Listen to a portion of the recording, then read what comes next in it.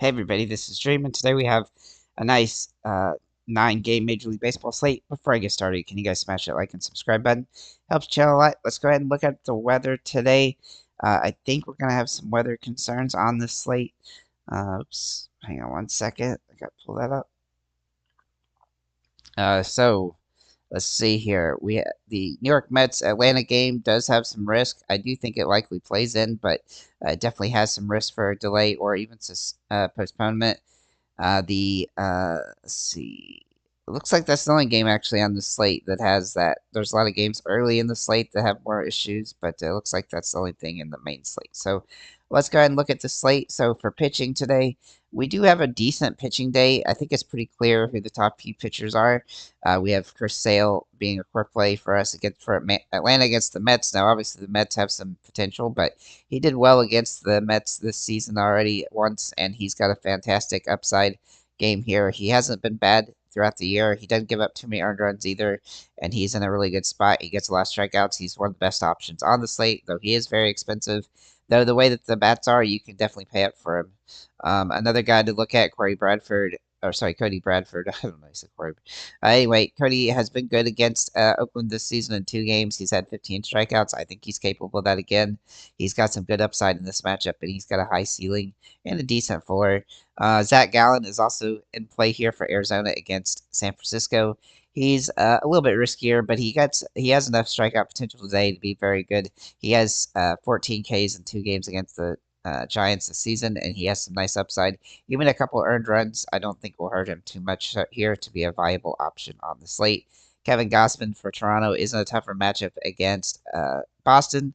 That said, he's had some upside throughout the season, and he has some okay games against Boston. Not great. He's definitely a contrarian play on the slate, but he's definitely worth a look. 2 very robust plays. Zach Eflin and Dylan Case, they both have tough matchups, but have some potential as, kind of contrarian plays. And then Jose Suarez for the Angels is a Hail Mary play or an extreme GPP play. He's got enough potential to get 15 to 20 fantasy points, and he's dirt cheap. And he can help you pay up for some more expensive guys, but he's not a must play by any stretch of imagination. He's very close to being a Hail Mary in that consideration. So let's look at our catchers. Ivan Herrera is going to be a popular play today for St. Louis, as St. Louis is going to be popular since they're in Colorado. In their first game, they scored 7 runs. I look for people to look for at this team again. I don't think you really need to go to a lot of guys on this team, but he's one of the few guys that are sub $5,000, so that does give him some utility here. But he's high risk, high reward. A couple other options: Logan Hope, who I think is probably my favorite play at this position, and a kind of a core play for me. He's got some good upside, and he's had some ups and downs throughout the year, but he does have home run potential, and he's definitely worth a look. Pages for St. Louis is also in play. It's kind of a contrarian play. He's had some good upside, and he's dirt cheap here for St. Louis. If he gets to the starting lineup, then he's somebody to consider. The ownership here will be Logan Hope, Alejandro Kirk, and Ivan Herrera. Looking at first baseman, Paul Goldschmidt will be the St. Louis play of the day. He has good potential today, especially in this matchup, but he does struggle at times. So this season, he hasn't been as good as he has been in the past, but I do look for him for home run potential in this matchup. Otani, I mean, his price point has gone nuclear. Obviously, he's had some monster games lately. He's still getting home runs and stolen bases. Just hitting the ball extremely well. I do think that he is a hard person to put in the lineup with that price point, but the metrics today are absolutely phenomenal. So, as if they are not. I mean, they're never bad, but today they're actually up, which is pretty wild.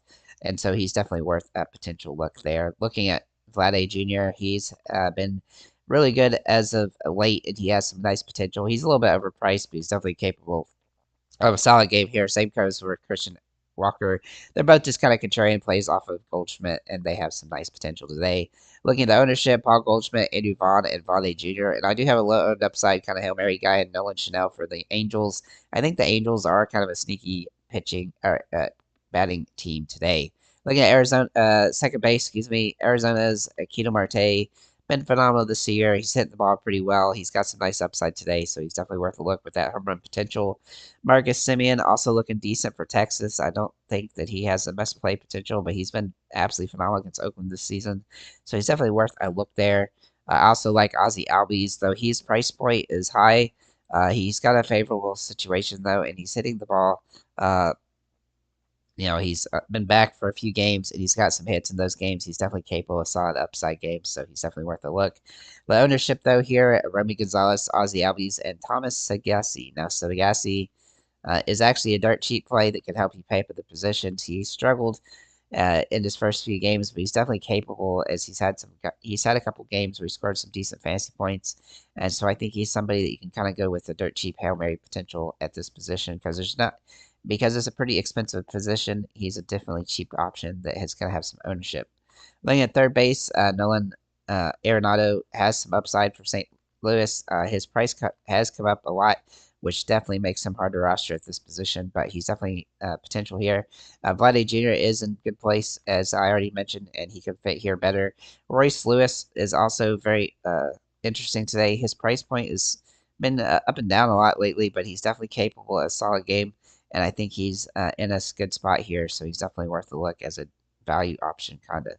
Looking at the ownership here, Nolan Arenado, Romy Gonzalez, and Valde Jr. Romy Gonzalez is a dirt cheap play. I'd also look at another cheap play at Miguel Vargas for Chicago White Sox. He says $2,500 can pay. It helps you pay up, especially if you want to try to fit in Otani somewhere. So looking at shortstops, Mason Wynn for St. Louis looks absolutely phenomenal today. He's been really good against Colorado this season.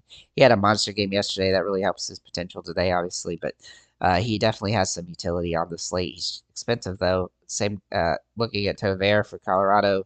He's been a guy that has home run potential at times. The metric is there today, so he's definitely worth a look. And then Zach Neto. I like. I've been liking to use Zach Neto when the Angels look pretty solid, and they do look decent today. They've had some ups and downs, but he has had some big games lately, so he's definitely worth a look here. As he's had some good home run season for a shortstop. Looking at the ownership here, Mason Wynn and Zach Neto are going to be the tops there, and I think that you got to go with one of those two guys. Look at the outfielders: Corbin Carroll, Otani, Byron Buxton, Aaron Judge, and Juan Soto all jump off the page of top overall plays.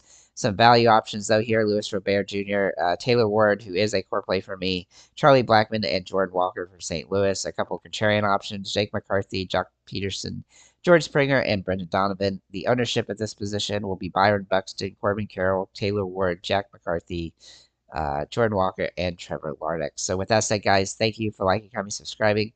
If you have any comments or questions,